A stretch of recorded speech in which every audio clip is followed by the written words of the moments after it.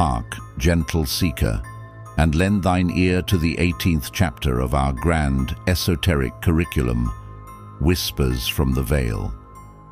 We stand once more upon the threshold of the arcane, prepared to part the mists of time and peer into the heart of a brotherhood veiled in mystery and steeped in symbolism. Tonight, our journey takes us into the hallowed halls and shadowed recesses of one of the world's most enduring and enigmatic secret societies, the Freemasons. From whence did they arise, these builders in spirit and in stone, and what cryptic truths lie encoded within their compass and square? Prepare thy mind, for we shall delve into the very bedrock of their ancient and honorable fraternity.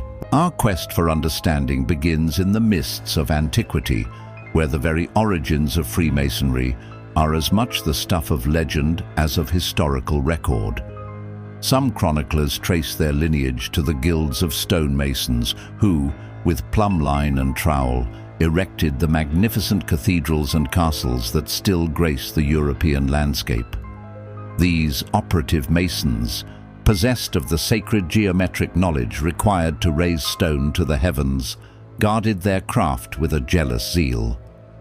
Their lodges were not merely workshops, but schools of learning, where the secrets of architecture and engineering were passed from master to apprentice through solemn oaths and intricate rituals. Yet other tales, whispered in hushed tones, connect the fraternity to the Knights Templar, suggesting that the order, after its brutal suppression in the 14th century, went underground, preserving its esoteric wisdom under the new guise of Freemasonry.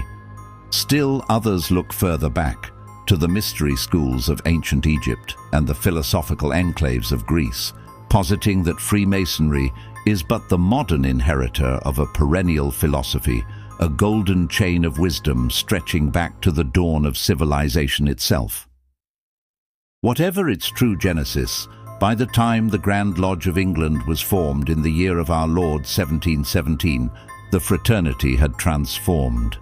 The clatter of the stonemason's hammer had given way to the rustle of speculative thought.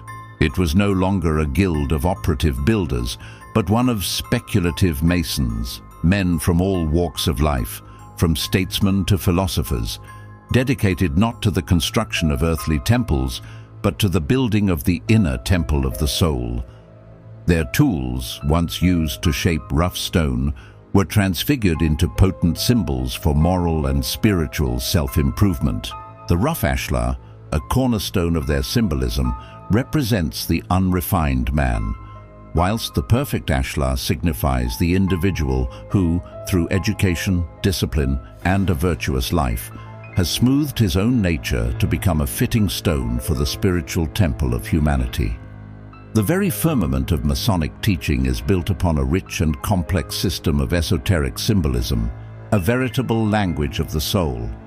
At its heart lies the square and compasses, the most universally recognized emblem of the craft.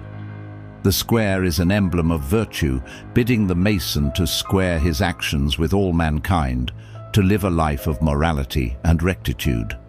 The compasses, in their turn, symbolize the importance of circumscribing one's desires and keeping one's passions within due bounds.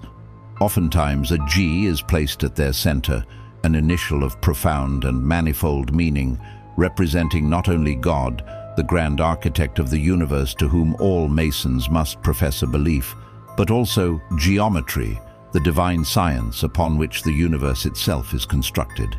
Other symbols abound: the all-seeing eye of providence, a reminder of divine omniscience, the beehive, an emblem of industry, and the two great pillars, Boaz and Jachin, which stood at the porch of King Solomon's temple, representing strength and establishment, the dualities that underpin our very existence. In the modern era, amidst the clamor of a world vastly different from that of its forebears, Freemasonry endures. Though oft maligned by conspiratorial fancy and public misunderstanding, its core purpose remains unaltered. Across the globe, millions of men continue to gather in lodges, not for clandestine purposes of world domination, as sensationalist tales would have you believe, but for fellowship, charitable works, and the quiet pursuit of self-betterment. They are patrons of hospitals, founders of schools, and contributors to countless philanthropic endeavors, their work a testament to the enduring power of their principles. The modern Mason, much like his speculative ancestor, uses the allegories and symbols of his craft as a guide for his journey through life. Ever striving to be a better man, a pillar of his community, and a worthy stone in that great spiritual edifice whose architect is the divine. Thus concludes our 18th discourse. The path of the Mason is one of light, a journey from the darkness of ignorance to the illumination of truth, guided by the allegorical tools of an ancient craft. Let us ponder these symbols, for within their simple forms lie profound lessons for us all.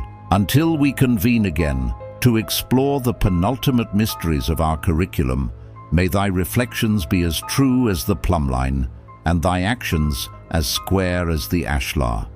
Fare thee well.